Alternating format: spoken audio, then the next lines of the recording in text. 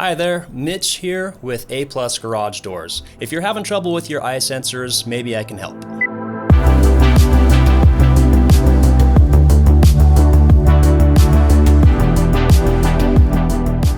Let's take 60 seconds and see if we can solve your problem. Eye sensors are two little light sensors at the bottom of your door, typically 6 inches up and attached right to your track. When the eye sensors are aligned, your door will open and close properly. If one eye sensor is out of alignment, your door will try to come down, come right back up. So we're gonna dive into what it takes to get your door closed today. First thing we need to look at is if you have a green light and an orange light. One should be green, that's the receiving side. One should be yellow, that will be the sending side.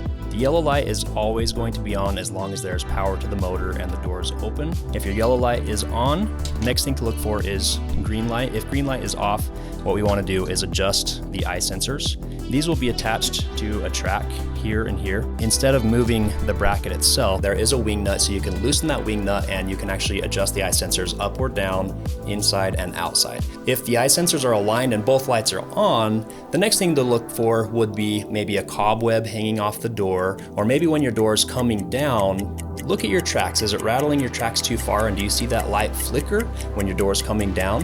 That could be a common problem as well.